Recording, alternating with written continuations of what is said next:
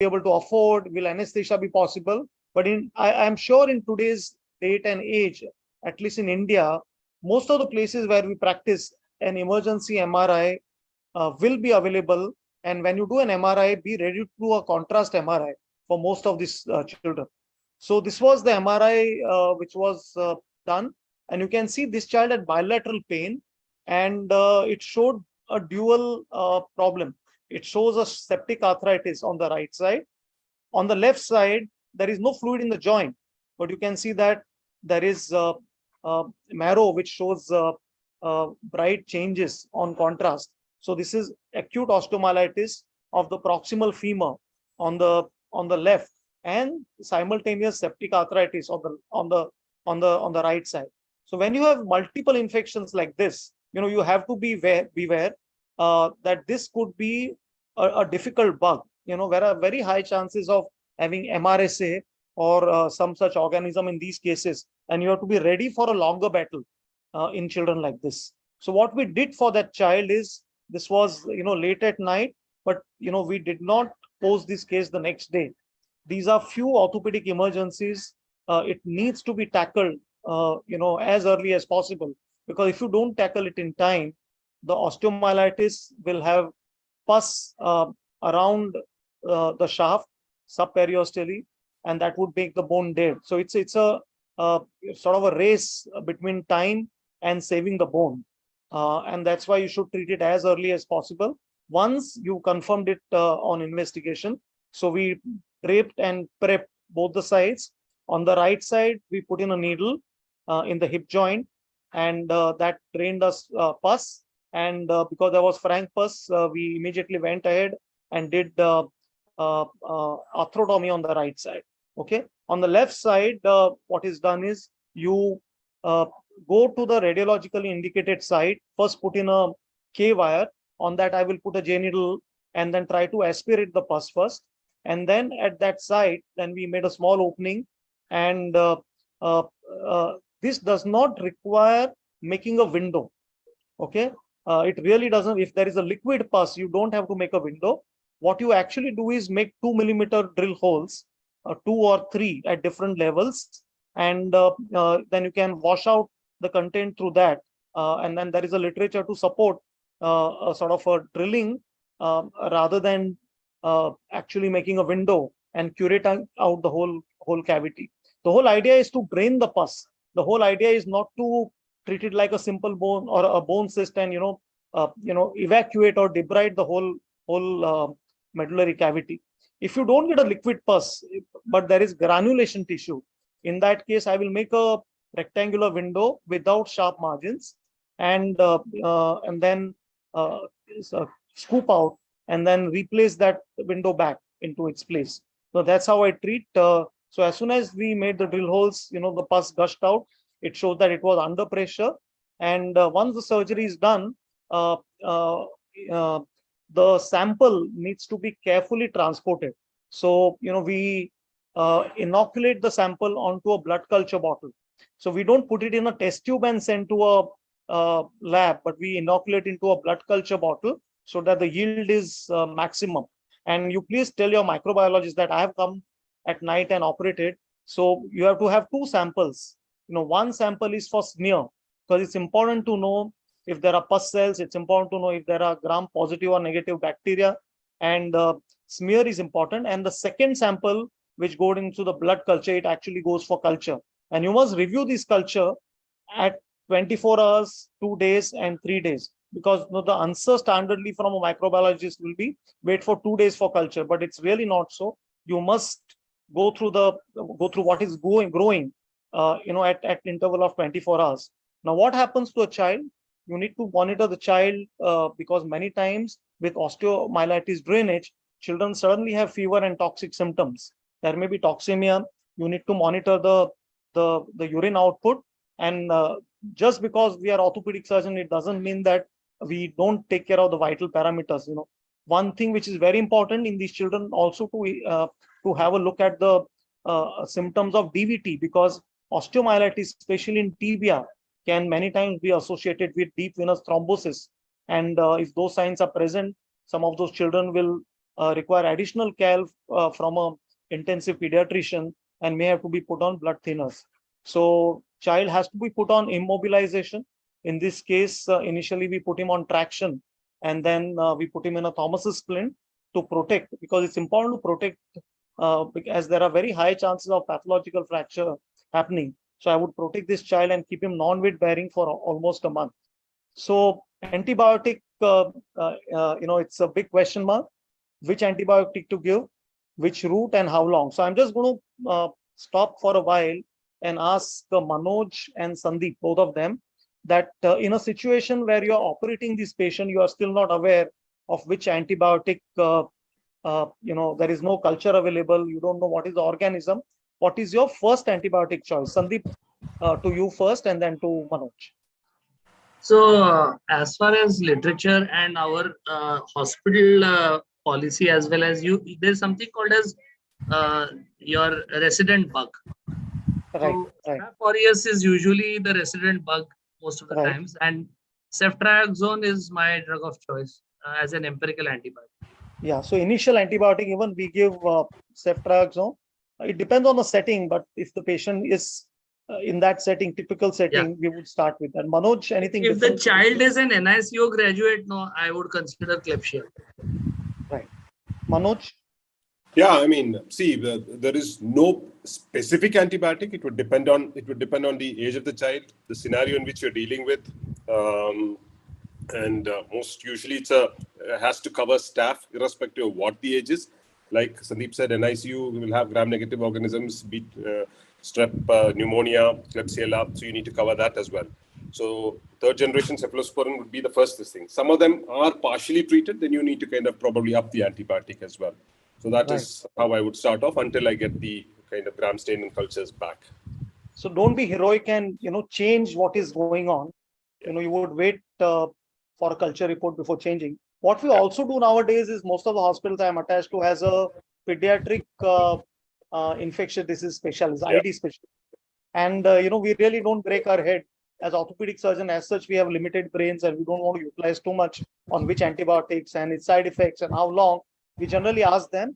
And for those of you who don't have an access to an infectious disease specialist, it's possible to get an opinion from an ID specialist on a remote basis, as a through a teleconsultation. So it's not necessary that that specialist has to be present in your hospital, but you should have some of those specialists number on your contact list, so that in case of emergency you can call them up and ask that this is the situation and what antibiotic should I start.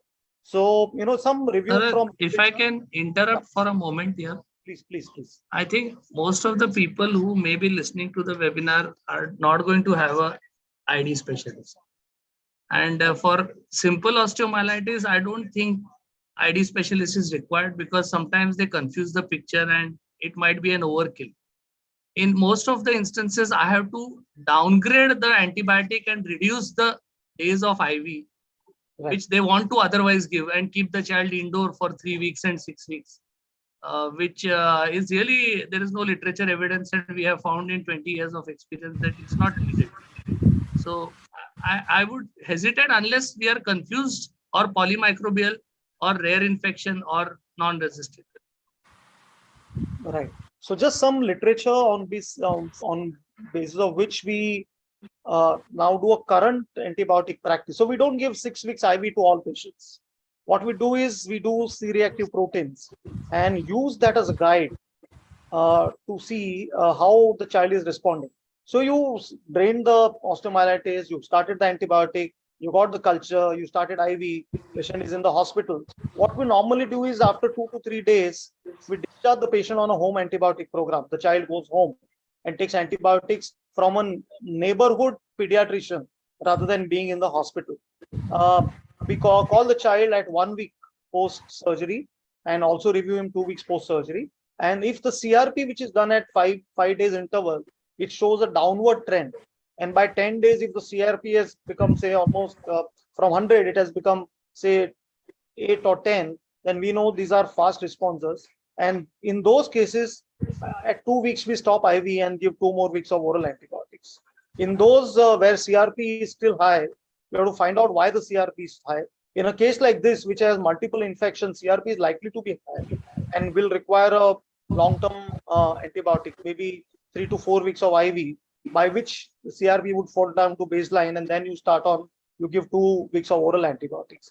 Again, there are a lot of issues that whatever drug, especially for staphylococcus, what drug we have for IV may not be there for oral.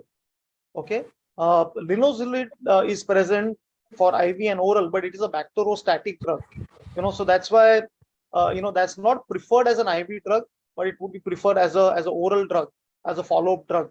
In many cases. So this is a review of literature. We say that short course antibiotic therapy is equally effective if they are fast responders and CRP comes down to baseline, as early as possible. So, this the protocol which I follow is I start on IV till the time culture report is available. We give third generation cephalosporins. Once culture report is available, we'll go as per the culture report. We continue IV till CRP normalizes. We don't continue admission till the time CRP normalizes. We send the children home on home antibiotic treatment. And once we stop IV, we would give a matching oral antibiotic for 2 weeks. And these patients have to be followed up, at least for 3 to 6 months. They come for follow-up to the clinic, and every time they come, we'll do an X-ray. We'll do a check that there is no stress fracture happening, child is pain-free, there is no residual fever, and I do repeat CBC, ASR, and CRP at 6 weeks and 3 months before not following up the child any longer. I'm just quickly going to go through one more presentation, which is about a very specific entity called non-infective osteitis. Okay, so Kamlesh, I'll be very quick with this, and please let me know if I am overshooting my time. So this was a 5-year-old child with right leg pain, had nasal polyps, had pain, came with a right leg pain, fever on and off, not continuous fever. When you see this child, you don't see local warmth, diffuse swelling, there is no redness, and these are the child who's able to walk, weight bear. There is pain, but he's able to weight bear and walk. Okay, the X-ray showed periosteal reaction. So again, a differential diagnosis becomes infection versus tumor. MRI was done, which shows intramedullary sort of spread, and this looked more like an infection. This child, we were not sure what was happening. So initially a biopsy was done, which was inconclusive. So that's why we went ahead and made a window and we removed this granulation tissue. There is no pus in these patients. You get what is known as granulation tissue, which is, sort of a bluish gray or a reddish gray in color. The histopathology showed necrosis, inflammatory cells, no tumor, and the culture was negative, completely negative. The pain in this child eventually settled down. We didn't initially give antibiotic, but we consulted a rheumatologist. We realized that this child, when we did a whole body MRI, had some other patches of increased uptake. So this was chronic, recurrent, multifocal osteomyelitis or non-infective osteitis. So this is a condition. Another case I'm again showing here. 8-year-old child with came in pain in the left knee, and this time we took an X-ray, showed some sclerosis. We did an MRI, necrotic cells. Okay, and this child on whole body MRI had 2 such more lesions, and we realized that we are not dealing with an acute infection. So we did not do a surgery. We did a CT guided biopsy. Again, inflammatory cells without any pus cells, only inflammatory cells, no bacteria. And then this child was just treated with anti-inflammatory medications without any antibiotics. So, chronic non-bacterial osteitis is also an entity. Typically, it's a low-grade fever, fever which comes and goes. For a couple of days, child may be normal. Again, there may be fever. Child has bone pain, localized swelling, but the local signs are not intense as an acute osteomyelitis. So you must sort of know about this condition, because the treatment of non-infective osteitis is little different, markedly different from an infective osteitis. So, with these two, I'm going to stop my presentation, but any comments from the rest of the faculty members on the second entity, chronic multifocal osteomyelitis or non-infective osteoitis? How would they diagnose and how it is treated? I think you have to keep that entity in mind. You need to be aware of it. Yes. There are criteria. Now, some of them don't clearly fit in. I think if I recall, there are some major minor criteria. Right. Often you should be able to kind of, if you suspect it with a combination of clinical lab and a good musculoskeletal radiologist, you should be able to diagnose. Biopsy is, of course, you don't want to miss out, something nasty. So, but biopsy always comes inconclusive, and so therefore, that doesn't come into the first line of management. But you just need to remember the entity. That's more than anything else. You need to be able to sniff it. Yeah. I want to ask just why you put that window back to when you take out that square window. Is it their chances of becoming source of infection and be sequestrated in future? No, really not, because it acts as a graft. The infection has been taken care of, and I feel it allows it to heal early rather than having any role of stimulant in acute cases? So the problem is for stimulant or any antibiotic drug delivery system to work, what you really need is to know the organism. So when you do first time, you really don't know what organism. Suppose people blindly put vancomycin, but what if it's gram negative? Your drug is wasted. So I've seen a lot of people now do it as a second look. Whenever you need to have a second look, you will do it. I use it primarily if the cavity is big enough. If there's a cavitatory lesion with pus, I will use this thing. And like I said, 90% of we go by statistics. 90% of the times acute osteomyelitis is staph. Okay, it's if you are in an immunocompromised situation, NICU setup, there is no cavitatory lesion, there's no dead space to be filled up, then obviously we'll not put it. But otherwise, I will use stimulant with vancomycin as a primary treatment also. Okay, thank you, Taral sir, for a wonderful speech. And now we'll move on a second topic. I would like to invite Dr. Manoj Bhai to deliver his speech. Can you let me share screen? Yeah.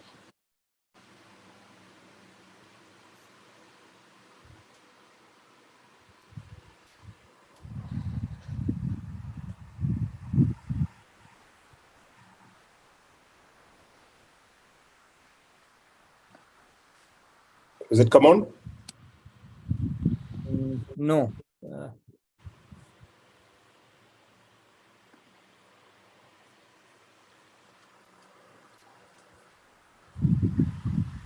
Are you allowing me to share screen? I'm not able to.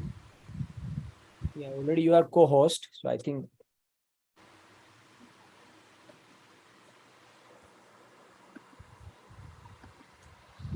Is that? No, we don't No. see. Yeah. No. No, we don't see. Yeah.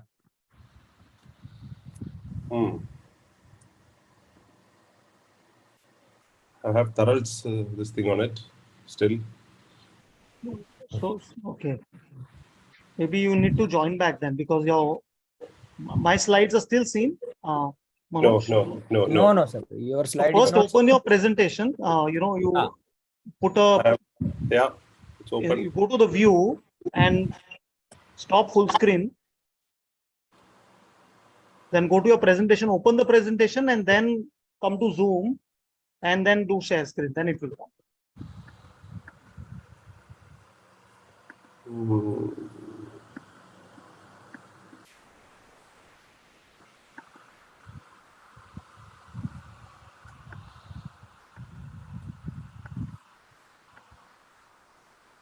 Did you?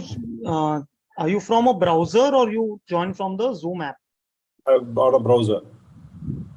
So this is the problem when you have Zoom loaded on your laptop. It came default option came up on a browser. This thing. No. So yeah. So you just leave the meeting and rejoin. Then it will happen. Okay. Let me. No, it's okay. Okay, yeah, I'll do that. And meanwhile, Kamlesh, we can go to the next talk. Next, By the yes, time, yes. Yeah. So I would like to invite Dr. Rohan. Are you ready for that? Yes, Rohan. So you may start your talk. Then after finishing, Manoj bhai will join.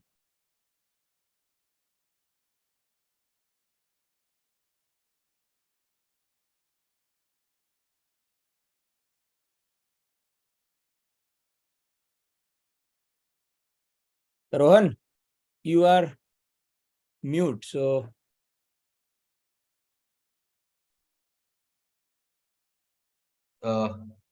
yes. The host has disabled my screen sharing. I can't share my screen. So anybody from OrthoTV? Hello. Yeah, yeah. I have joined through the link that you sent me. Nini. Rishi, where are you?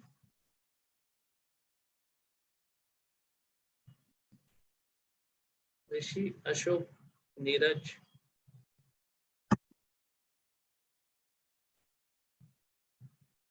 He has enabled it. He Yeah, has written okay. in text. Yeah, sure.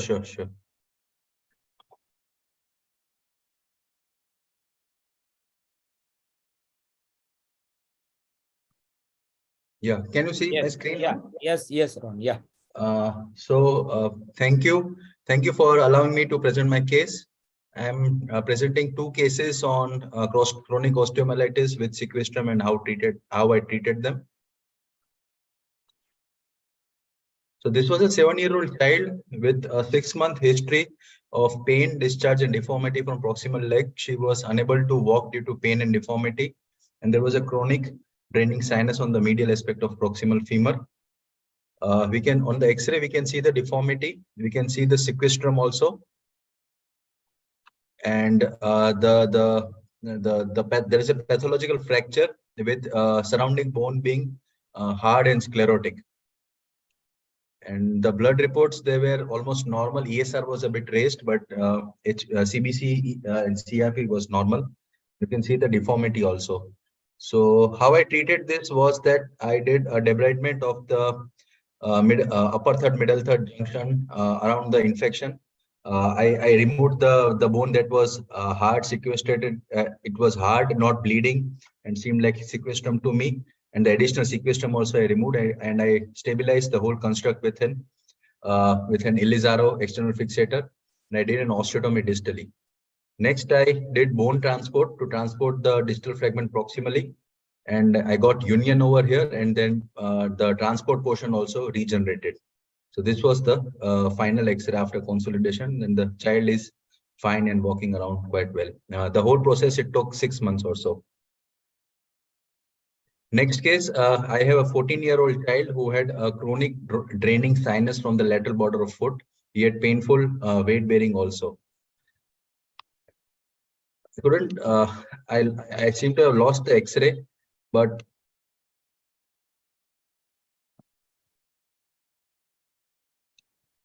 the entire diaphyseal fragment of the metatarsal was osteomyelitic, and I removed the sequestrum and did a local debridement also. And then I replaced it with a cement tube, which was filled with and which was impregnated with antibiotic, and I fixed it with a K-wire. Only the proximal distal metaphysis was left. Otherwise, entire thing came out easily as a sequestrum at surgery. And I put a cement bit there and allowed the soft tissues to heal. I left the cement and I left the cement tube for 1 month, and then on the second stage I put a bone graft that was fibula and added a G bone, which is osteoconductive matrix. I left that again for 1 to I think 2 months, and then this got impregnated. This got incorporated quite well. And we can see the new bone and the fibula also got incorporated well. And I have lost it's been almost 3 to 4 months. I have lost him to follow up, but I talked on phone, and he has quite a painless gait. painless gait now, and no problems and no recurrence of infection also. Thank you.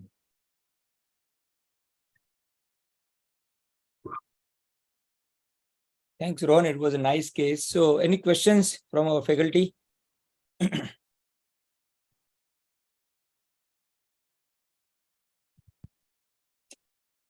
So we like to add for the first case, is there any chance if we distract this thing after doing the fibular osteotomy, there are chances it will regenerate in the form of deformity correction along with getting some added blood vessels, vascularity to heal that sclerotic part and get the union in the first go. Yeah, I would have done that in an aseptic non-union, not in a septic non-union.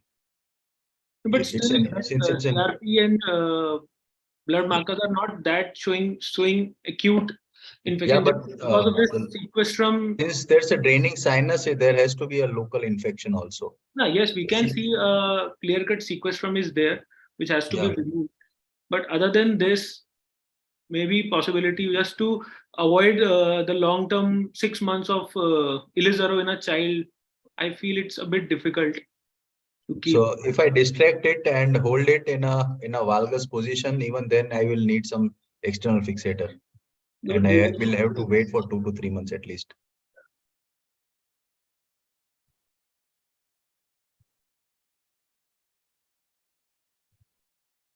So what is the LLD? Because Rohan, proximal tibial physis is also involved.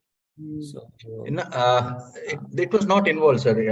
On subsequent follow-ups, I could see that the growth was not a problem there. You can see over here also, the growth is not. I haven't checked the LLD actually, but I think I'll have a look at that also. Physis seems normal, and these chronic osteomyelitis kids are the one who are lost to follow-up. That's how they ended up being chronic osteomyelitis in the first place. They are not too sincere about follow-up. I called both of them. They were not refusing. They were refusing to talk on phone also. Okay, everything is fine. Why do you want to come? Why do you want us to come back? So excellent result, Rohan. Only thing one thing I would suggest is when we look at these X-rays later on, and this has also happened to some of my patients, that you don't see a mechanical axis or anatomical axis rather, which is completely straight. It goes zigzag. And also, if you see some area which I would worry about is this. There are chances that if this area is not protected, there may be some chance of a pathological fracture happening to that. And a very simple way to sort of protect it would be to pass either an elastic nail or a K-wire. Either when you're doing lengthening, you pass it on and let it be. Or at end, when you remove the fixator, add an intramedullary wire to just act as a protective mechanism. That is what I do. So by the time we finished the treatment, the leg was so atrophied. I was very comfortable giving her a PTB and allowing her to walk, because the PTB was holding it so well. I thought that it will really give security. And usually I put a nail when I'm lengthening also, but because this was an infection, I did not put a primary nail inside. All right. Thanks. Thanks, Rohan, for a Thank you, sir. Thank you. Great presentation. So, Dr. Manoj Bhai, are you ready? Yes, I'm ready. Yeah. Thank you, Manoj sir. Yeah.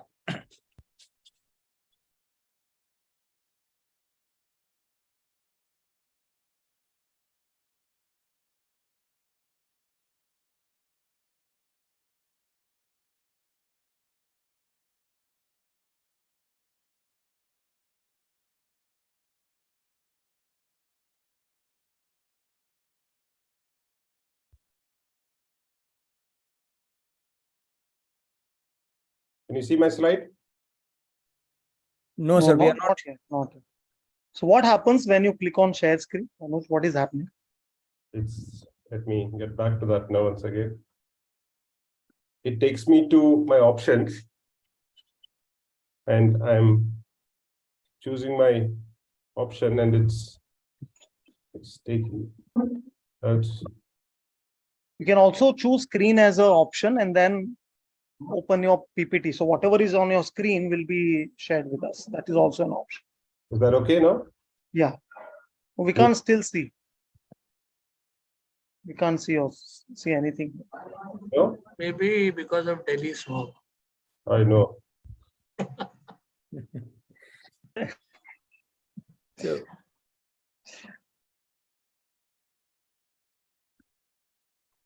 I think what we can do is, Manoj, you email your presentation to me. We'll have the next presentation, and Okay. I'll share your slides from my laptop, and then you can speak. Sure. Should we do that, Kamlesh? So let's go to Yeah, the yeah, next sure. presentation. Meanwhile, Manoj will email his presentation to me. Yes, sir. Yeah. So please, Sandeep sir. So can Okay. Yeah. So can you see my screen? yes. All right. Okay. So again, thank you, Kamlesh and Zone IOA and Taral for including me in this interesting webinar on infections in children. This is really an old work of mine, which again I am presenting. This was I had read this paper at Discourse meeting in 2017, or I think earlier, and we published this about reconstructing post-osteomyelitic defects with non-vascularized fibular grafts. And we know that in our country, we have a lot of delay, as Rohan just pointed out. People don't come in time. And we have a large amount of patients where there is a gap non-union due to a large segment sequestration like this. These are a few photographs of children which had come to our OPD, especially when we do camps in interiors. I think Taral and others also might have experienced that children actually walk into your clinic with bones sticking out like this. And you have to sometimes resect about 3 to 6 inches of bone. And they are left behind with large gaps which need reconstruction. So a post-infective gap non-union is really a complex problem because we have the following issues that we must simultaneously address. How do we control infection and what is adequate control? How are we going to maintain the soft tissue length? From where do we bring in the vascularity and osteogenesis potential? How do we give stability to that segment? Do I have the skill to do this operation? And what is going to be the cost to the patient? These are the factors which I consider when I'm going to do any kind of surgery. These are the options available to treatment. Those who are trained will prefer the fixator. Like I've always seen people who have done those fellowships will go to the fixator immediately. Those who have done microvascular training will go to the live vascular. People, we have been doing tibia profibula earlier, and the simpler method for average surgeon like me is non-vascularized fibular grafts. What does literature have to say about it? The union rates with Ilizarov fixators are about 85 to 96%. But as Deepak was saying, expensive instrumentation, meticulous follow-up, a bit cumbersome to the patients, long duration, high rate of minor and major problems, expertise, and compliance. All these are definite issues. And you have to choose the method which suits to the patient and your comfort level. The free vascularized fibular graft, again, union rates are about 80 to 90%. But again, you need help from a microvascular surgeon and not many reports in post-infection situations. Most of the live fibular grafts have been described for the tumor conditions. And finding a pedicle in a scarred pediatric leg for microvascular anastomosis is really, really difficult. And there is a high chance of rethrombosis. You don't know after some time whether that live graft is a live graft or a dead graft with a high refractor rate. Tibia profibula is technically easy. It has been handed down to us by our teachers, but it does not align the mechanical axis and may cause later deformation, the Huntington or the Chacha's procedure. So an example of my own case, which I had done earlier, you can see that you have a gap non-union and the fibula is available there. So what we did was a proximal transfer, do an osteotomy of the fibula, transplant or shift it, and then you get a couple of KYs and plaster there, and you get a cross union, and then you shift the distal part, and then you get a distal union, and then the fibula hypertrophies. But the problem with this sometimes is that there is a mechanical axis malalignment and deformity, which may persist to adulthood. So this is a 6-year follow-up of that kid who came at adolescence with a healed osteomyelitis gap nonunion, but a deformity which was significant and needed additional correction. So the post-infective gap nonunion, our aim is to get the gap healed with a non-vascularized fibula graft, which I will demonstrate to you. What are the prerequisites? You must have a clean bed. So there should be no dead bone around. There should be no clinical or lab evidence of infection. So no discharging sinus, skin should be supple. The child should be functionally rehabilitated in a caliper. I put them on long calipers and make them walk for about 3 months so that the tissues revascularize. All that dirty fibrous tissue gets revascularized and becomes nice and supple. The CRP should be normal or negative and no discharge for at least 3 to 6 months. That is my criteria. A nuclear scan is of value if you want to do it to see if there is any activity anywhere in the bone which suggests infection, but it's optional. So you can use distractors for a short period of time to realign the soft tissue envelope and pull out the gap to length as if you want to. Also, it enhances vascularity. So this is a case where there was a gap non-union in the tibia and the fibula had gone up or overgrown. So we pulled down the fibula and increased the gap. The procedure is pretty simple. You have to open up the medullary canal with the help of a small drill, both the segments, proximal and distal. Then measure what is the defect and take an appropriate size fibula graft. Always oversize it. You can always trim it to size, but don't take a shorter graft. I try if there is an intact fibula on one side, I tend to take from opposite side because I don't want to disturb stability of that leg segment. And whatever periosteal tube or the muscle fascia is there, try to preserve it as much as possible. Then use a thick intramedullary rod or a K-wire, go across the ankle in case of tibia, and then cast it. So we accept shortening, but we must have contact at both ends and maintain the soft tissue integrity, and then plaster and then calipers. So this is the example of a leg which was having a gap non-union with, you can see those tapered ends, intact fibula. So after dissecting, we trim the edges, make the canal transverse, open up the canal proximal and distal. Opposite side fibula has been harvested. Then you pass a thick K-wire across the ankle in a retrograde fashion. Then thread the fibula over it and then pass that K-wire across into the proximal segment and seat it and make sure that there is a snug fit and close the soft tissue nicely. So this is how it looks. And I leave that K-wire outside over the heel, transarticular through the ankle, and bend it, and then we cast. This is how it looked at the end of the procedure. Post-op protocol is protected weight bearing after radiological evidence of union. So, which is about 12 weeks or 16 weeks. Initially, they are in plaster, non-weight bearing. Then I protect that healing with a PVC brace or a caliper because a large segment of fibula needs to hypertrophy and unite. And all that dead bone has to be replaced by live bone. And those with limb-length discrepancy give an appropriate shoe raise. And we reviewed them at intervals of 3 weeks, 3 months, 6 months, and take X-rays. So this was the original series of 26 patients. We have many more now, where we had more girls, less boys, and in the age group between 4 to 14. And you can see the distribution of the bone involved. Most of the times it was tibia. Second common bone was femur, radius, humerus, and ulna in lesser percentage. And prior to the treatment, the infection was lasting from 3 to 14 months, average of 6 months. The surgery was performed from sequestrectomy at about 7 months. The gap was about 5 centimeters to about 6 centimeters. And average time for complete consolidation was about 9 months. And we have a follow-up of over 3 years for this paper and an average limb length discrepancy of about 3 centimeters. We had some problems. We had delayed union in 4 cases. 4 out of 52 interfaces, about 7%, because of the graft host diameter mismatch. I'll explain that. and that was treated with a supplemental plate fixation and bone graft. But ultimately all united. One case had reinfection, was treated with debridement and ring fixator with distraction. So this is a case example, chronic osteomyelitis, sequestered completely. This is how it ended up.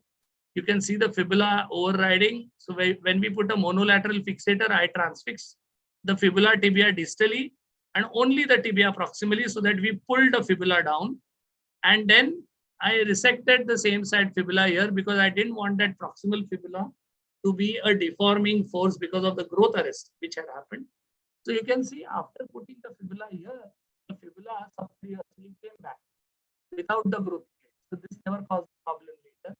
This consolidated nicely. We had the fibula back with us, and that is how it went on to heal nicely. And later on at maturity, this girl just needed lengthening.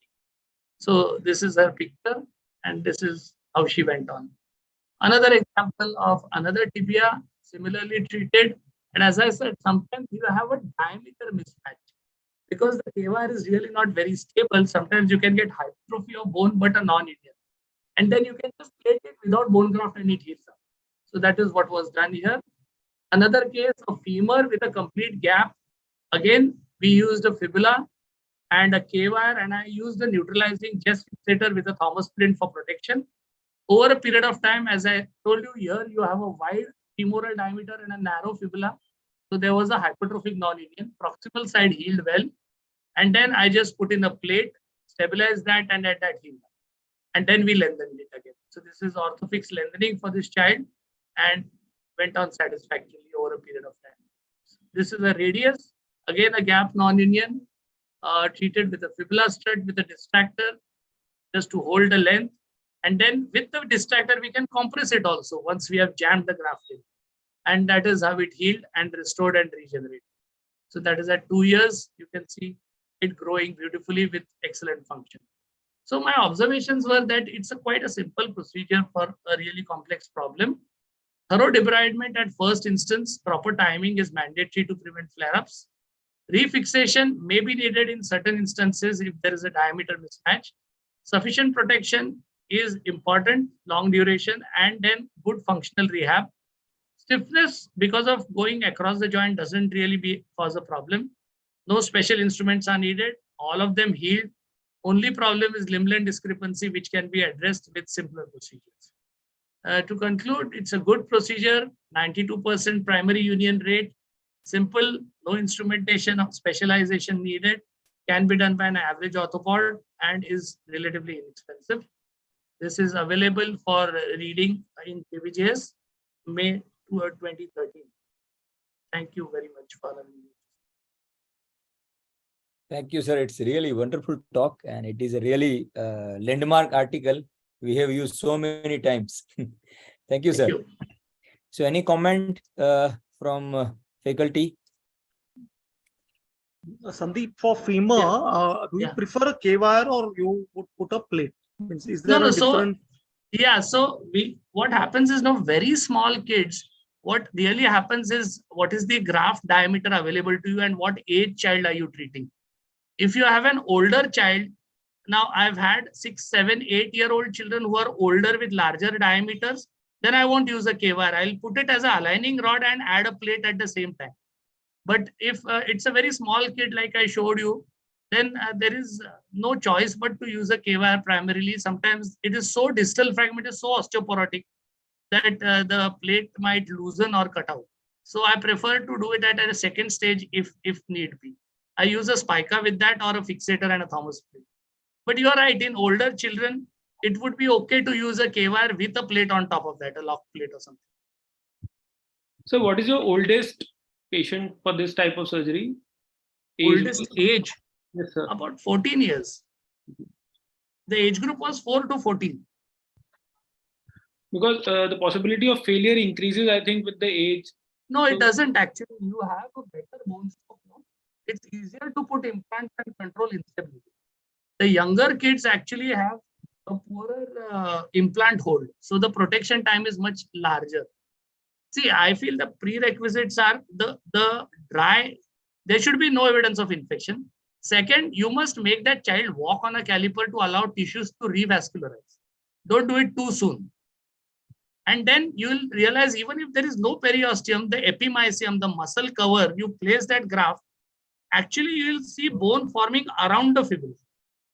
And that consolidates faster. It's like your Taral will remember Dr. Manu Kothari telling us, as he was our anatomy professor.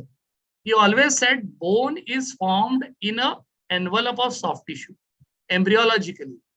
If you take out the whole bone and the soft tissue envelope is intact, new bone forms it, especially with children, right? So if there's no infection and you have good vascularity, bone is going to form.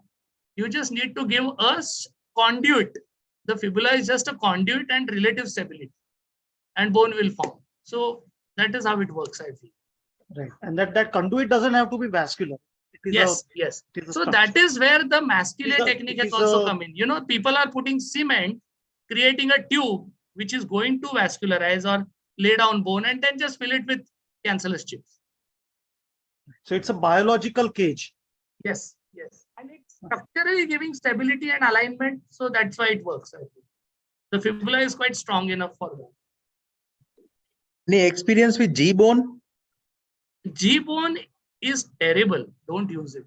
Hydroxyapatite and That was the calcium, first time I used it and it worked wonderfully. No, calcium sulfate. See what happens with G-bone, it doesn't integrate. It always remains as G-bone. Whereas calcium sulfate will integrate into the bone or form new bone and disappear over a period of time. Wherever you put G-bone, after 10 years, you take an X-ray, you will still see the X-ray crystals. And you don't know whether it has healed or it's G-bone you see. I'm not a big fan of G-bone. So in my case, it seemed to it became more bigger and become more dense. I don't know what happened. That was the first time. It's a sequestrum now. G-bone is like a dead thing there. Okay. It's just there. Nothing happens. Dr. Sandeep, any comment on the situation in between acute and chronic? When a child comes with a discharging sinus with parameter not that high, but involucrum is not that good, but have a good diaphyseal sequestrum. So, what is your take on that? My take on that is radical-like tumor. Whenever there is infection with evolving dead bone, go ahead and take it out.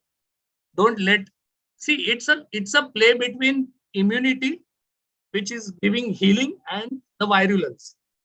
If the involucrum is not forming, that means periosteal sleeve is badly damaged. So, and with the discharging sinus, leaving that dead bone in is not going to create an involucrum. You need to get rid of it. If there is good involucrum forming from periphery on both the sides, and the child is quiescent, CRP is normal, the sequestrum dissolves. It will disappear over a period of time without the cloacae and discharging sinuses. That means immunity is good. You can wait and watch. So in this second case, do you prefer to give IV antibiotic or oral antibiotic? Or No. I prefer on radical debridement. Antibiotics are secondary to prevent secondary infections. No, sir. Go down, debride it. In this situation, I will put stimulant because I can show you cases where I have excised the whole. I put only stimulant in the tube and the entire bone has come back. No fibula also. No, sir. If sometimes there is peripheral involucrum, but not that good to. Yeah, that's what I'm saying. So excise the dead bone, wash it out nicely, put calcium sulfate granules, give a plaster. You will be surprised to see that entire thing regenerate. Thank you, sir. And Sandeep sir, you take the fibula, the periosteum will leave there. And, yeah, I do a subperiosteal excision. The fibula comes back wherever I take it from. Okay. And see, I have one case that after putting fibula, and there again there is a refracture of that grafted bone. Yeah, so that's what I told you. See, the dead fibula has to be revascularized, and in the intermediate period, it's a weak bone. In fact, cortical bone will give stability, but it takes time to get incorporated. So when you feel it has healed, center may it is dead bone still. Yes. It has not formed new bone, so it can fracture. So keep a longer follow-up and protect them long enough. That's why I give braces. Yes. I don't allow them to do anything. Yes, sir. So thank you, Sandeep sir, for it's a great talk. And Manoj bhai, are you ready for Yeah, I think so. Okay. Please, sir. Can you see my slide? Can you hear me? Yes, we can hear you, but we can Hear see you, but yeah, no slide. no No. slides. Oh, that must be the Delhi fog. Can you? Taral has the emailed PPT. No, no, no. Yeah. So no, he sent me a keynote presentation, which I Yeah. cannot open. So just send your Can you PowerPoint see now? presentation on email. I will open And that. the key also. Can you see this now? No, We sir. can see the fog. It says We I'm can see screen your laptop, but we can't see the slides. We can see mountains and sea and some clouds. Sir, open your PPT on the desktop only, na? Then I think we'll be able to see it. I have opened it up on my desktop. Yes, we can see your desktop, sir. We can see your Anyone desktop. from OrthoTV can help. Otherwise, Manoj, just email your presentation to me. I'll open. But now it says I'm screening share. It's not. No, it's not working still. We can't see. Yeah. Oh my So God. let me see if I can do it from my laptop and you can speak. Manoj, it says we are viewing your screen, but your screen is just showing your screensaver. That's it's giving me a lot of problems now. So what should I do? I come out again and send it to Taral? Yes. Yes. Stop sharing. Send me the PPT and I'll share from myself. Okay. But share me not a keynote, but a PowerPoint presentation. So till we will take a case of Dr. Deepak. Yes, we can do that. Yes, sir. Okay. Yes, Deepak, please.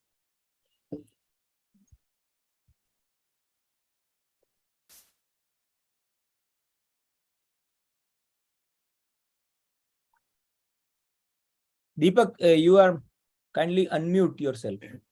Yeah. Am I audible? Yes, yes. Now you are audible. Yeah. So I'll be presenting a case on a mimic of septic arthritis. So I will start directly on the case. This is a 12-year-old, otherwise healthy female child. Just give me. Presented with 5-6 days of fever, left-sided groin pain, and limp. And now, since a day, not able to put weight. She had a history of fall while playing. No any other joint was involved. On examination, the limb, she was keeping the limb in flexion, abduction, and external rotation attitude. Severe pain on any movement. Raised TLC, ESR, and CRP. So this gave a score of 4 in Coker's criteria. So since the patient was with some pediatrician, so they kept as a diagnosis of septic arthritis under evaluation. Hip USG was done and it was showing effusion. So they were very confident, yes, it is a septic arthritis. Blood culture was sent and she was started on antibiotic. And then I was called. On examination, it was looking like a septic arthritis and I advised them for further investigation. So they asked, we have done that USG. So USG will be more than enough to take it as a diagnosis, since they thought septic arthritis is more of a clinical diagnosis rather than a radiological diagnosis. This was my very senior pediatrician. So on X-ray, joint space was almost similar, marginally elevated capsular shadow. But since I have made my protocols to get advanced imaging each and every bone and joint infections. So what is the role of advanced imaging in these type of cases? So I got this article in JPO in 2017, in which they have seen the cases or evaluated the cases who have shown higher levels of Coker's criteria of 3 and 4, the patient presenting with hip irritability. In these cases, they have found 47.9% cases were osteomyelitis, not septic arthritis. Even in the patient with positive hip effusion on ultrasonography, and the incidence of osteomyelitis was equal to septic arthritis. So these results suggested that the combination of Coker's criteria and ultrasonography alone is not sufficient to make a diagnosis in a patient presenting with hip irritability, and consideration should be given to adding magnetic resonance imaging to their workup. So MRI was done. As we can see, there is hyperintense signal medial to the rami, which is not common in typical septic arthritis. And even if we see the joint, there is very minimal effusion, but mostly the collection is medial to the rami. In some images, yes, we can see there is obturator externus was also involved in this coronal stir images.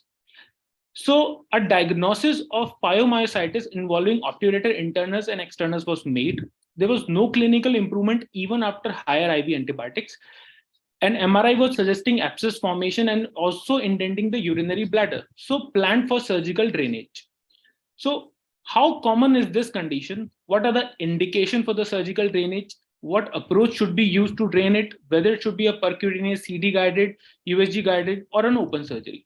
So there are lots of articles on the reported obturator or periarticular abscesses. Other many approaches. So hip pain in children often possesses a diagnostic dilemma. Pyomyositis involving muscle around the hip can present with similar feature as septic arthritis and are difficult to diagnose because of their rarity and indolent presentation. Primary myositis is rare. It is subacute. Deep bacterial infection of skeletal muscle not associated with any contiguous infection of the skin, bone, and soft tissue. Etiology remains unclear, generally associated with a trauma to the affected muscle followed by transient bacteremia. Most common etiological organism is Staph aureus. In tropical countries, it's more common as compared to other. So it has different stages. Most common muscles involved are iliopsoas and obturator muscle. So what are the indication of surgical management in these cases? So MRI confirmed abscess failing to respond to antibiotics, and MRI confirmed abscess causing occlusion of an organ through a mass effect, like indenting the bladder or rectum. So using these criteria, 70% of patients, these type of patient required surgical drainage. So now comes what are the surgical options we have. So because of their anatomical challenge of the location of especially obturator internus and externus muscle, so for these muscles to be drained, ilioinguinal and phenensteel approaches were the typical approach which was previously used, or nowadays many pelvic surgeons they may use because of their extensive dissection, extensive that area, and the risk of neurovascular injury, corona mortis. There is a minimally invasive medial approach to drain these obturator musculature in children, which is known as Vanderbilt's medial approach. Since we are very aware of this anatomy because of our doing triple osteotomies, so we know that that obturator neurovascular bundle is on the superior lateral corner of the obturator foramen, and which is surrounded by the obturator membrane, and in front of it there is obturator externus, and behind there is obturator internus. So we are very sure that abscess is around these two muscle blocks. So in those cases, this medial approach can be used. So in this approach, they expose the adductor longus, they retract it anteriorly, and after retraction, we get adductor brevis. On the anterior border of adductor brevis, we can see an entire branch of obturator nerve is running. And along that obturator nerve, we pass our clamp into the obturator externus, then into the membrane, and then into the internus. So it ultimately leads to a passage through which the pus can be drained very easily. So I will explain this thing through my case. The patient is placed supine with affected limb flexed, abducted, and external rotated. 3 to 4 centimeter I prefer longitudinal incision along the adductor tendon. The adductor longus with its sheath was open. It was retracted anteriorly. And then obturator, that adductor brevis is exposed on the entire surface. You can see the entire branch of obturator nerve. And along that nerve, the clamp is passed and then into the obturator musculature to drain the abscess. The whole thing is guided through fluoroscopy so that we are not passing that clamp superolaterally, because we can damage the neurovascular structure there. So both obturator oblique view and inlet view can be used. So this is a video of me showing this thing. After exposure, see the right angle has holding that adductor longus tendon, and along with the nerve, I'm passing my clamp. And as soon as I touch, because of the inflammation, that obturator muscle is so fragile, just as you touch it, it drains the whole abscess.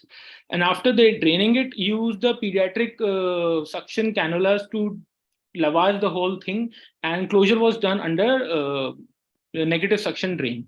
So pus was sent for gram staining, AFB and CBNAT, started on antibiotic for both gram positive and negative.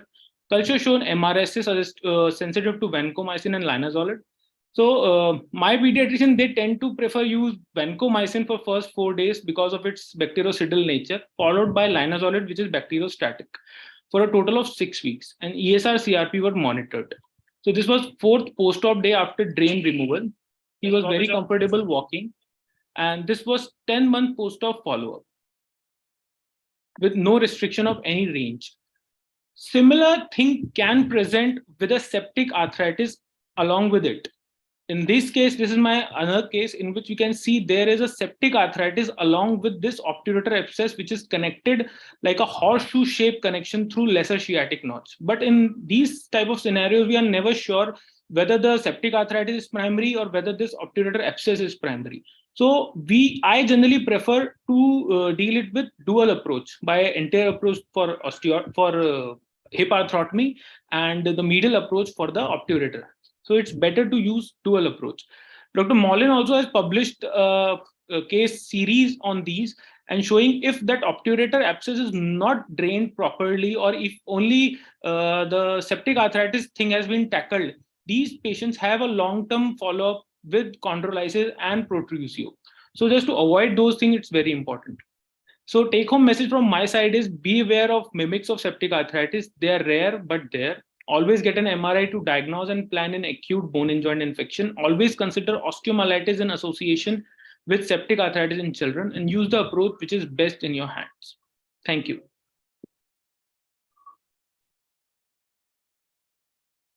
So thanks, Deepak. It's a great talk. And yeah, any comments from faculty?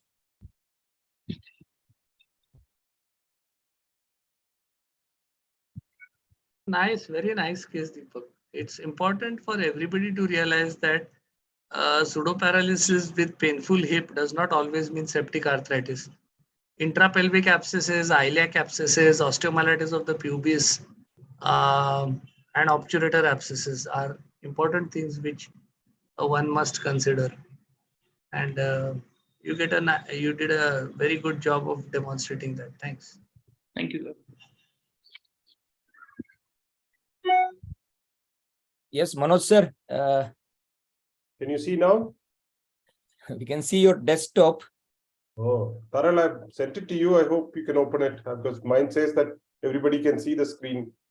So I'm not sure how is Taral around?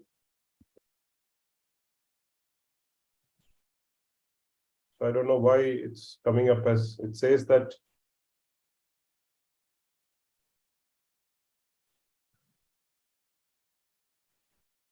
I can share. Yeah, I have downloaded. Okay. Yeah. I'll stop my end. Yeah, we are. I mean, just yes. Now we are in business. We're in business. Yeah. So it took so much time for the fog to clear. That's the problem here in Delhi. Yeah. So anyway, all the best talks are finished. So I'm just winding up now. I think I'm the last person, right? So anyway, so my remit is to talk on the diagnosis and management of septic arthritis in neonate. And I'm going to focus here on the hip, which is the most challenging because the other joints are more superficial and easily kind of identifiable, and one is not likely to miss it. So that's what I'm going to talk about. I thank the West Zone IOA who've invited me to talk on this. So I actually have I have talk in slightly reverse order in the sense the first two slides are actually the summary slides for me. One has to remember that this is septic arthritis and osteomyelitis is a manifestation of a systemic infective process. So in this day and age, even if you do not have an infectious disease specialist, make sure that you have a pediatrician or a neonatologist involved in the care, because very often the bone and joint infection may not be the only focus of infection. They may have other systemic manifestations and you may be out of your depth in handling them. You have to remember that you need to be aware of the local bacteriological profile, the resident bug, as Sandeep called it, which is based on the age of the patient, the common organisms in your locality, the sensitivity patterns, seasonal variations, and comorbidities. That would determine what antibiotic you start on. There is no one orthobiotic that you can, it depends on what is common in your locality.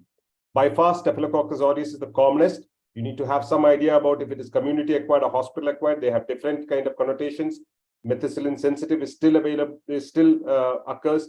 The rarer bugs like Kingella kingellei, we are isolating. They are fastidious organisms. They're not easy to kind of pick up, but one needs to remember that. Fortunately, they have a less toxic clinical profile.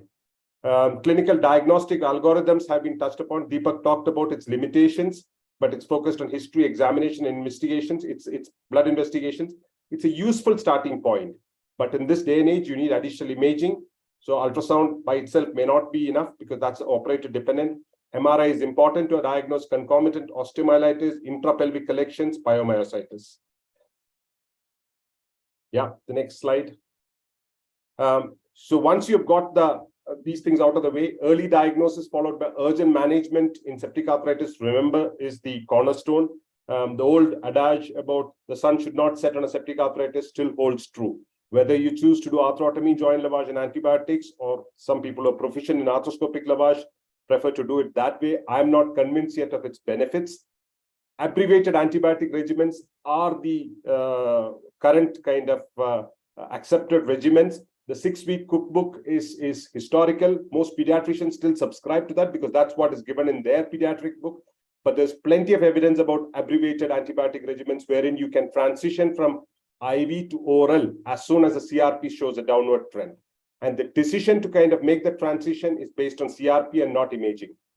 You have to bear in mind systemic manifestations. I've seen all of these complications in osteomyelitis, collections elsewhere.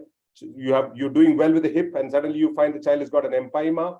DVT can occur and that can cause its own problems. Some of them need multiple surgical interventions and prolonged hospital stay. Compartment syndrome can occur with tibial osteomyelitis with subperiosteal collections. You have to remember next, Taral.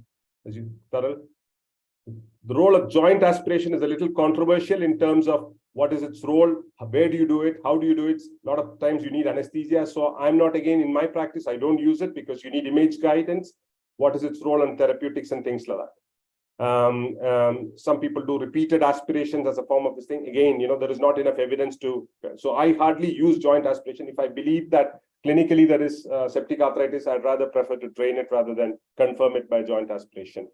Follow-up is important because sequelae, a septic arthritis patient can be with you for the rest of the childhood. So you need to remember that sequelae. Next slide, please. So there are a few excellent reviews which have come up in the last 4 or 5 years. Good point to start off with. There is the multi-author book, which is come out this year from Springer. Quite a few of us have contributed to it. It's on pediatric musculoskeletal infections, which covers everything. Yeah. Next slide.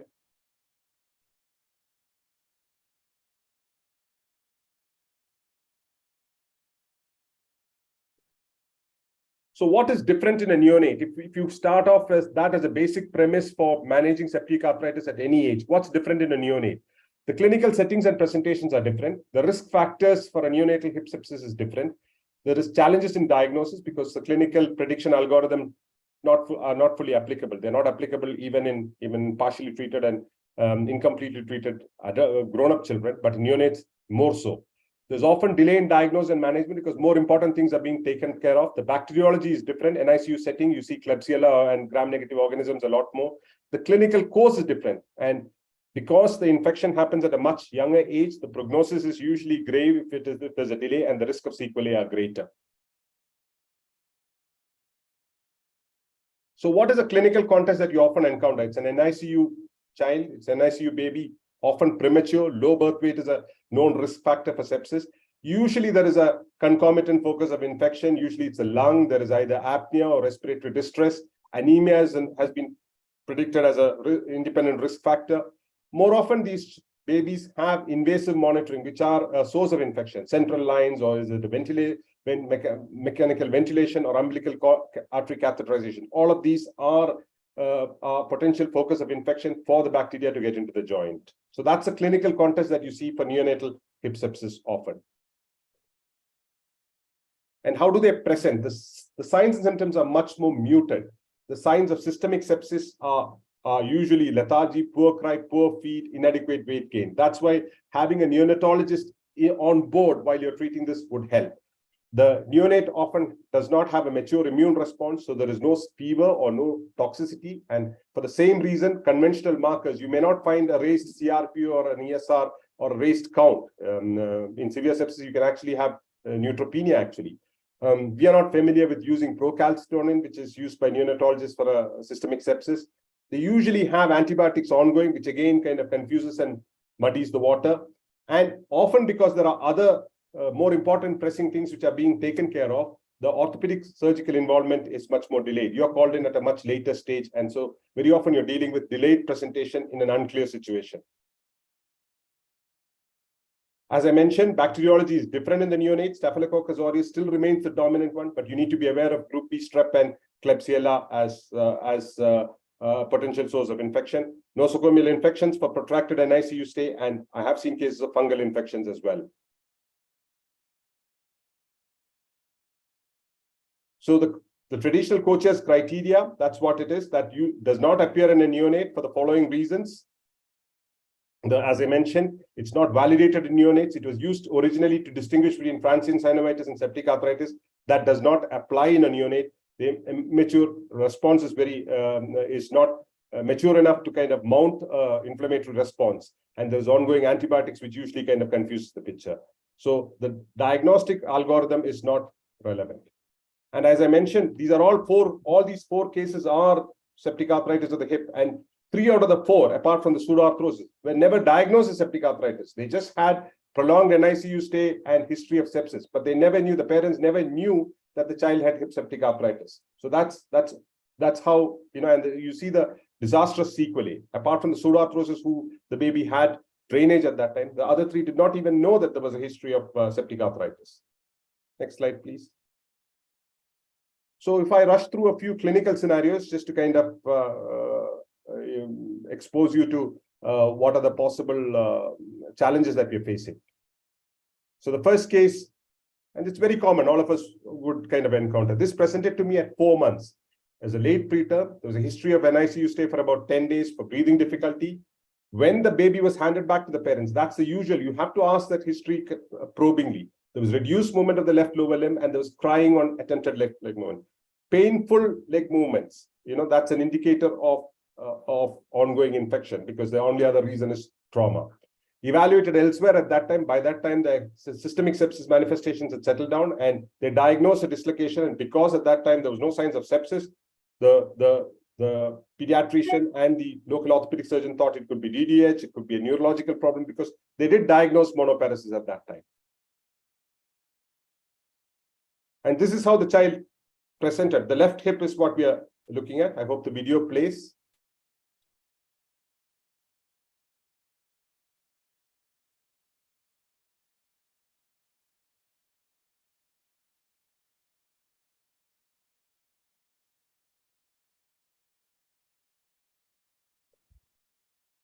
And often we see this scenario wherein the sepsis is burnt out, and for a variety of reasons.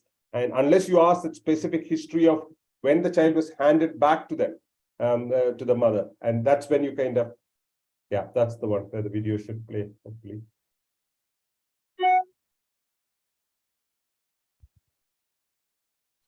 Yeah, okay, it's in the background, so it's probably not playing.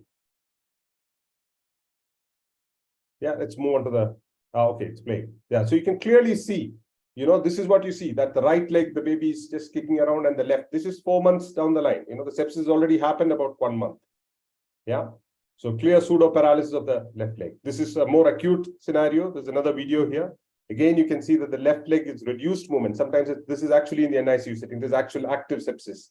So you can see that the baby is trying to kick out on the right side. The baby is trying because there is pain. There is no movement at all on the left leg, which is kept flexed, abducted, and externally rotated. So I'll come back to what we did for that first child. So here is another scenario wherein it's a 3-week-old baby, late preterm, respiratory distress, intubated and ventilated. There's Klebsiella sepsis, has been on IV antibiotics since birth. And at day 20, the pediatrician felt that the systemic sepsis manifestations were settling down. They noticed swelling in the right groin and thigh. They did an ultrasound which showed a collection. But at presentation, if you go with the Kocher's criteria, child is afebrile, the white cell count is normal, the CRP is still raised. So pretty much all the systemic manifestations have settled down. So if you're going to use Kocher's criteria here to intervene, you would think that, oh, the child is getting better, apart from the local signs. But that's what the X-ray looks like. And you can see that there is clearly lateralized hip. And this, in my opinion, is a subluxed hip. You know, this is not DDH because it's moved laterally rather than superolaterally. You get an ultrasound, which is easy to obtain. You can see the top right image is the left hip, and you can see on the bottom left, the right hip, the synovial hypertrophy. It's not actually pus, the synovial, thickened synovial tissue actually pushing out the hip. And when you do a little bit of dynamic stress, you can see it sliding out. So this is instability, and this has to be tackled. It is not so much treat the systemic signs, but the local problems, which are usually seen in partially treated cases. There is sublux joint. So what are you going to do? So systemically, the baby is fine. Are you going to just continue with the antibiotics? Are you going to kind of, yeah, that's fine. Yeah. Are you going to aspirate it because this is partially treated? You're not going to get anything because it will be thickened tissue, thickened pus. Are you going to do an arthrotomy because diagnosis is established here? There is clear sepsis. And how are you going to treat the instability? And in my opinion, this should be treated because the instability is going to create a problem later. So we did an arthrotomy and washout, not so much to establish a diagnosis. I confirmed that it's Klebsiella again. The instability has to be treated. So the child went on to a Pavlik harness. It was a brief period of hospital stay because it was sensitive only to aminoglycosides, which could be given only on intravenous. CRP was normal at discharge. And you could see over a period of about 3 weeks, you could see that the hip has stabilized. From the top images to the bottom images, you can see that the hip is stabilized. Well, how do you prognosticate? Can you say tell the family that everything is fine? You need to follow up. At 3 months, you can see, capital epiphysis starting to appear, but you can clearly see the difference of the proximal femur there. So that's about 1 year of age. So clearly not a normal looking hip, but at least the capital epiphysis is there. It's lateralized. There is evidence of proximal femoral growth disturbance, possible AVN as well, but we do not know where it's going to end up. But this is a better situation to have than have a dislocated hip. But nature wonderfully takes care. As you can see, that's at 2 years of age. And that's at 6 years of age, the same hip. So just relocating the hip and addressing the stability gives it a better environment. So coming back to the first case here, yeah. And here again, you can see that the X-ray, it is lateralized. Taral, if you could just go back to the X-ray again. Thanks. So that's important that the hip is lateralized here. And so that is a sign of instability, and you need to kind of center it. It's not so much to treat the septic arthritis as such, it's the early sequelae. Yeah. Next slide. So again, a simple arthrotomy and washout. There's no pus, it's thickened capsule, unhealthy granulation tissue. We couldn't get any growth at all. So we just put on empirical antibiotic just to cover that perioperative period. But spike of an older child, so therefore spike up 6 weeks. Intra-op findings, you could see cartilage erosion. So this may also have some problems. But at least the hip is located. Yeah. So moving on to my last case here, there's a 4-month-old baby. Again, had a preterm baby, one of twins, was in ICU for a prolonged period, was treated on antibiotics for sepsis, settled everything well as per the pediatrician, thriving well until a recent history of irritability in the right hip. And you can see again, the right hip is lateralized here. So subtle markers here. So, and combined with the clinical examination, wherein you can see that there is reduced spontaneous movement and pain on passive movement, rest of the limb normal. So these are cases where advanced imaging would help as well, because this is a child who is doing well. And we did an MRI which showed only a moderate effusion. But if you go back to the X-ray once more, yeah. So the MRI images are not there, but MRI signals are normal in the proximal femur and in the acetabulum, but the hip is clearly lateralized and there's a moderate effusion. But no systemic signs of sepsis at all. Arthrotomy and washout, no pyogenic organisms, but grew Candida albicans. So we started on empirical antibiotics, was discharged on oral antifungals. And by the time the baby was discharged, you could see the CRP was getting normal from 34 at presentation to 14. And that's as the child is followed up. You can see that the hip is growing well. So Candida albicans, again, prolonged NICU stay, they are immunosuppressed. You can have systemic fungal infection. So I've got a few cases of fungal septic arthritis. So if I can conclude, septic arthritis in the neonate is a clinical emergency, like at any age. But in neonate, the decision-making has to be on clinical grounds, and you cannot delay drainage and antibiotic, because sometimes getting an MRI, which would require a sedation anesthesia, may delay treatment. Bear in mind, it's better to get a pediatrician or a neonatologist involved, because shared care is important. It doesn't have to be an ID specialist, but shared care in this day and age, I think, is better for a variety of reasons, not medical legal implications as well. Abbreviated antibiotic regimens are the order of the day. Watch the joint, even if they are presenting late, burnt out sepsis, even before they develop sequelae, partially treated sepsis, or even undiagnosed. Watch the joint, look at the joint. If it's lateralized, if there is any sign of instability, treat it. Relocate it so that you have a better prognosis. Thank you.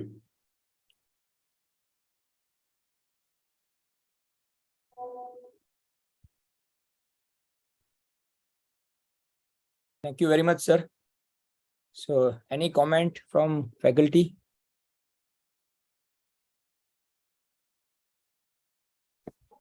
So the Manoj showed very well that acute septic arthritis, of course, needs to be drained. But when you have delayed presentation, and if the hip is subluxated, those are also the cases which we need to be opened up, and you may need to relocate the hip, by close or open means.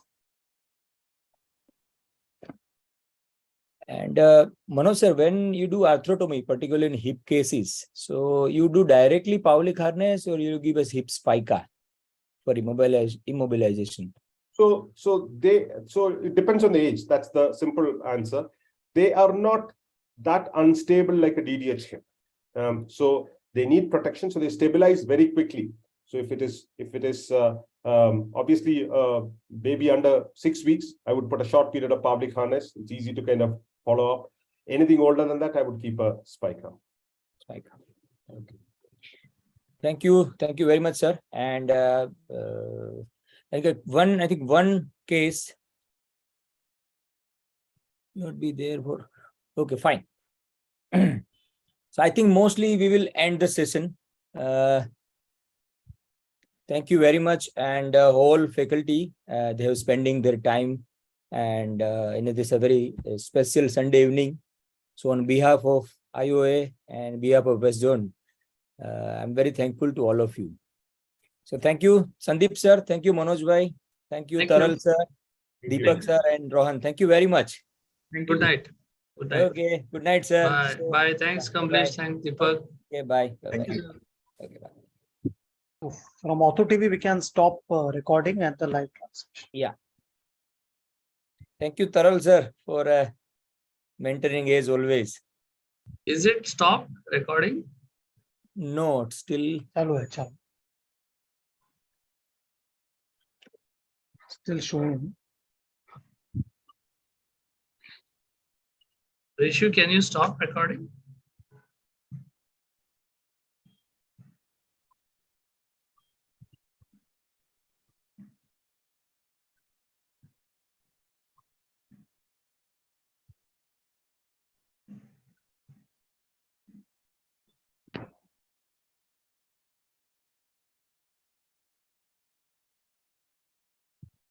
I think all of us can exit. Yes. Yeah. Leave the meeting and. All right. Bye-bye. Okay, sir. Thank you. Thank you, sir.